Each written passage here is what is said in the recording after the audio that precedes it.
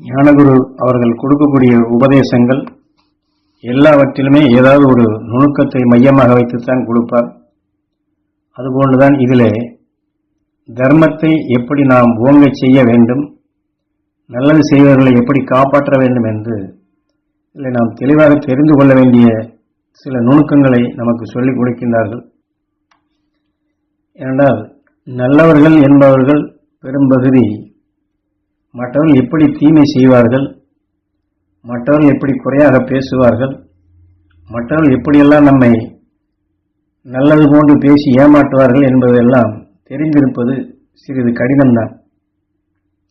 ஆனால் நல்லது செய்பவர்களுக்கு நல்லதாக வேண்டும், நல்லதே செய்ய வேண்டும் என்ற இந்த எண்ணம் முன்னணியில் இருப்பதால் அடுத்தவர்களை ஏமாற்றுவது பற்றியோ தவறு செய்வதை பற்றியோ தீமை செய்வதை பற்றியோ அதிக அளவில் எண்ணங்கள் இருக்காது. ஆகவே அவர்கள் எப்பொழுதுமே யதார்த்தமாகத்தான் செயல்படுவார்கள். இவர்கள் நல்லவரா கெட்டவரா, இவர் நல்லவராக இருந்தால்தான் பேச வேண்டும், கெட்டவராக இருந்தால் பேசக்கூடாது, ஒருத்தரை பார்த்த மாத்திரத்தில் இவர் நல்லவர் கெட்டவர் என்றெல்லாம் பிரித்து பார்க்க மாட்டார்கள். யதார்த்தமாகவே இருப்பார்கள். ஆனால் யதார்த்தமாக நாம் நல்லதையே சொல்லிக் கொண்டு வருகிறோம் என்று நாம் நினைக்கின்றோம். ஆனால் ஏமாற்றுவர்கள் என்ன செய்கின்றார்கள்? இதுபோன்ற ஒரு நுணுக்கத்தை தான் இந்த உபதேசத்திலே ஞானகுரு நமக்கு சுட்டி காட்டுகின்றார்கள். இதில் நாம் அவசியம் தெரிந்து கொள்ள வேண்டிய விஷயங்கள் உண்டு. நான் வீட்டில் நிறைய பணம் வைத்திருக்கின்றேன், கதவை கூட நான் திறந்துதான் வைத்திருப்பேன், எதையும் பூட்டுவதில்லை என்று நாம் உண்மை சொல்கின்றோம், உள்ளதை உள்ளபடி சொல்லுகின்றோம், யதார்த்தமாக சொல்லுகிறோம் என்று நாம் யதார்த்தமாக பேசினால், என்னால் இது நான் பாதுகாப்பாக இருக்கின்றேன், நான் வீட்டில் செல்வம் இருந்தாலும் கூட எனக்கு இது மாதிரி எல்லாம் ஆவதில்லை என்று யதார்த்தமாக சொன்னால் ஏமாற்று நோக்கத்தோடு உள்ளவர்கள் என்ன செய்வார்கள்? ஓஹோ அப்படியா, சரி, இந்த வீட்டில் ஈஸியாக நாம் போய் திருடலாம் என்று எண்ணுவார்கள். நாம் கபடு சூது இல்லாது சொல்லுகின்றோம், ஆனால் இதை மூடி மறைக்கவில்லை என்கிற பொழுது நம்மளை அறியாமலே நாம் வீட்டில்லாத வெளியே இருப்போம். எப்பொழுதெல்லாம் வெளியிலே இருப்போம் என்று அதையும் சொல்லி இருப்போம். அப்பொழுது இதையெல்லாம் அடுத்தவர்கள் சொன்ன பிற்பாடு அவர்கள் வீட்டிற்குள் எளிதாக வந்து திருடுவதற்கு நாமே, ஏனென்றால் நாம் நல்லதே செய்கின்றேன், எங்கள் வீட்டில் யாரும் திருடுவதில்லை என்று நாம் நல்லது எண்ணி சொல்வதாக சொல்லியிருப்போம். ஆனால் அடுத்தவர்கள் இதை ஏமாற்று நோக்கத்தோடு உள்ளவர்கள் எடுத்துக்கொண்டு சென்று விடுவார்கள். இதே மாதிரி ஒரு சில பேர் பொய் சொல்லக்கூடாது, பொய் சொன்னால் பாவம், பொய் சொன்னால் தவறு, பொய்யே சொல்ல மாட்டேன் என்று கூட வைராக்கியமாக இருப்பார்கள்.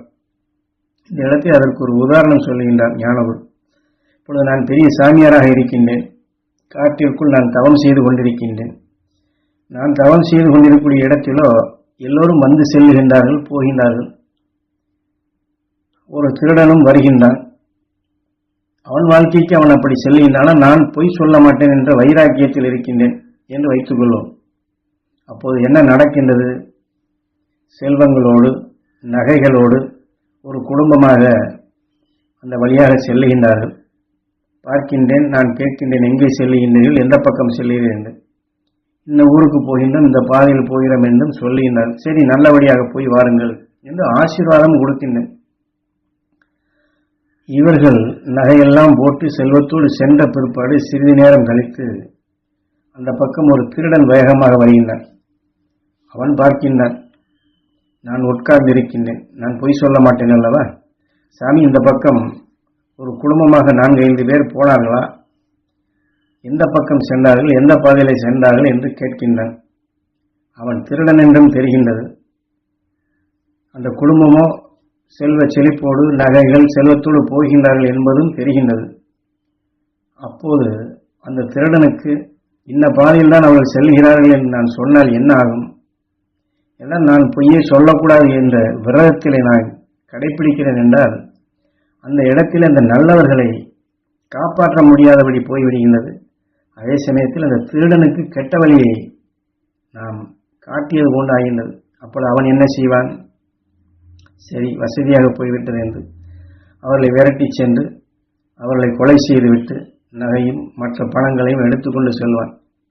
அப்பொழுது நான் என் தர்மத்தை காப்பாற்ற நினைத்தாலும் அந்த நல்லவர்களை எப்படி காப்பாற்றுவது, எப்படி காப்பாற்ற முடியுமா? முடியாது.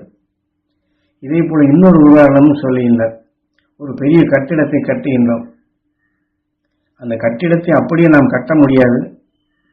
ஏனென்றால் அதை நிறுத்த வேண்டும் என்றால் பொய்க்கால்கள் ஆங்காங்கு நாம் மூங்கில்களையோ மற்ற இது போன்ற அமைப்புகளையோ வைத்து அதையெல்லாம் ஒவ்வொரு பக்கமாக அடை கொடுத்து அதற்கு மேல்தான் கம்பியும் சிமெண்ட் கலவையெல்லாம் போட்டு அந்த கட்டடத்தை எழுப்ப முடியும். அந்த பொய்க்கால் வைக்கவில்லை என்றால் சிமெண்டை வைத்து அந்த வீட்டை உருவாக்க முடியாது. ஆகவே ஒரு நல்லதை செய்ய வேண்டும் என்று நாம் சொல்லுகின்றோம், விரும்புகின்றோம். ஆனால் எதிலுமே அந்த நல்லதை காக்கக்கூடிய வலிமை இருக்க வேண்டும். அதைத்தான் தர்மம் என்று சொல்லுகின்றார். இதிலே தீமை என்றோ குற்றம் என்றோ குறை என்றோ நாம் பிரித்து பார்க்காதபடி அதற்கு ஒரு காரண பெயரை சொல்லி ஞானகுரு விளக்கம் கொடுக்கின்றார். விஷம். இந்த விஷம்தான் இயக்க சக்தி. விஷம் இல்லை என்றால் சூரியனும் இயங்காது, எந்த ஒரு அணுவும் இயங்காது. விஷம் இருந்தால்தான் நெகட்டிவ் பாசிட்டிவ் ஒரு இயக்க சக்தியாக வரும்.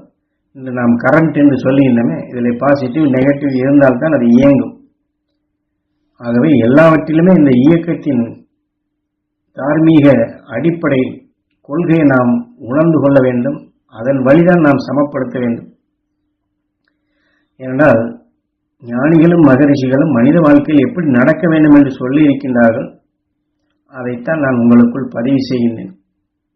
இதற்கு முன்னாடி நீங்கள் பட்ட துன்பங்களோ துயரங்களோ வேதனைகளோ நோய்களோ எவைகளாக இருந்தாலும் அதையெல்லாம் நிறுத்திவிட்டு அந்த மகரிஷிகளின் அணுசக்தி நாங்கள் பெற வேண்டும், அது எங்களுக்குள் வளர வேண்டும் என்று உங்களுக்குள் அதை ஓங்கி வளரச் செய்வதற்குத்தான் இதையெல்லாம் விளக்கமாக சொல்லிக் கொண்டு வருகின்றேன்.